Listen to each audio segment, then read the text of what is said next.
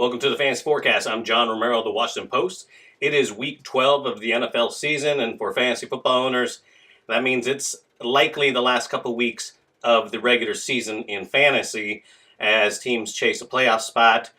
Most standard leagues, weeks 14, 15, and 16 represent the playoff format, and so here we are, week 12. A lot of teams probably on the bubble who need to win the next couple weeks.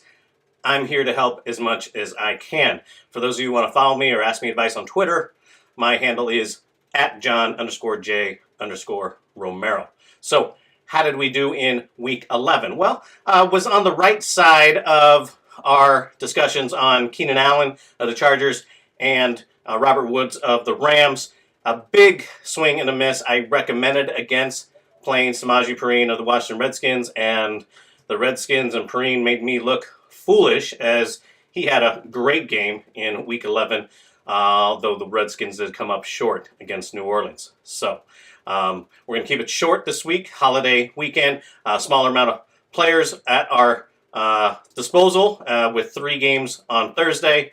So we will start off again, as usual, with the fringe starters. So who do we start with in week 12? Well, on the fringe, Marshawn Lynch of the Oakland Raiders.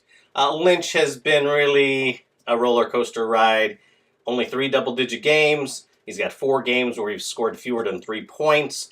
And yet, he's coming off a couple weeks, 55 yards or so. A couple weeks ago, had a pair of TDs. Last week, 67 yards on the ground, another 10 receiving. Not catching a lot of passes, by the way. But Oakland against Denver. Denver's defense obviously is strong, but has been vulnerable this year. It is hard to bench Lynch for any owner that has him because they likely need him as an RB2 or a flex play, and you'd be hard-pressed to find someone who's getting at least those touches and has the potential, to plunge in from the one a couple times. Probably for week 12, you're hoping for, the 50, 60 yards that he's been doing and maybe, a TD so that he reaches double digits for just the 4th time this season.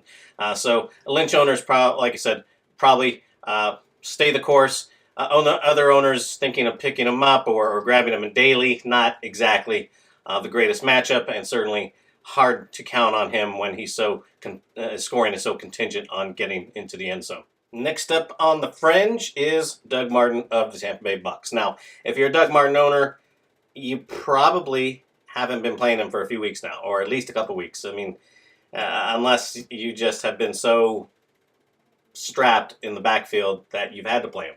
At this point, he hasn't had a double-digit week since a very long time, and he's not doing much. He's just not getting much on the ground. He's not getting much. The Tampa Bay offense as a whole has underachieved all season, and so do not count on Martin for a important matchup in Week 12 that you likely need if you're trying to get to a postseason berth, or even if you're trying to play spoiler. I don't think Martin is the best way to go about it. Could be wrong, but look at the history this season. It's not good. Go with someone else. So next on the list is Kenny Stills of the Miami Dolphins. Stills has been playing terrific football basically for the last 6 weeks or so. He has one but down week. Being the 3rd guy on the depth chart with Miami, he benefited from a couple weeks when Devontae Parker was out, but has been holding his own otherwise. Coming off a sensational week, 180 yards and a TD.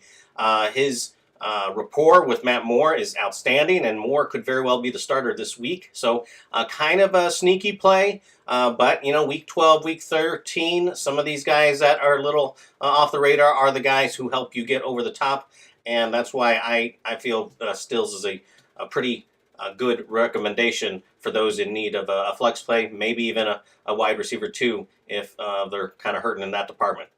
If you're looking for a long shot play this week, the guy I have on my radar is Corey Clement of the Philadelphia Eagles. He's in a huge timeshare situation where he's not getting very many touches, but he has done an incredible job with the ones he's got. Last 3 games, 29 touches, 4 TDs, about 170 yards. Last week alone was 5 carries, about 50 yards, and he got into the end zone.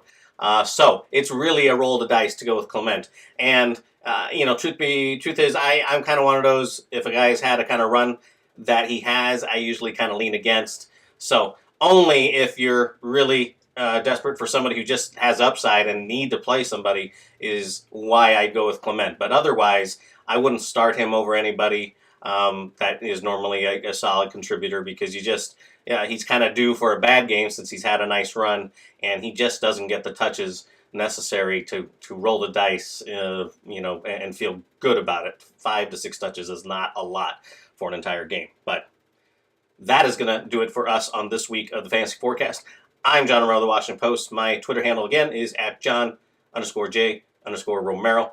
Good luck in Week 12 as you pursue the playoff spots or play spoiler. We'll see you here next week.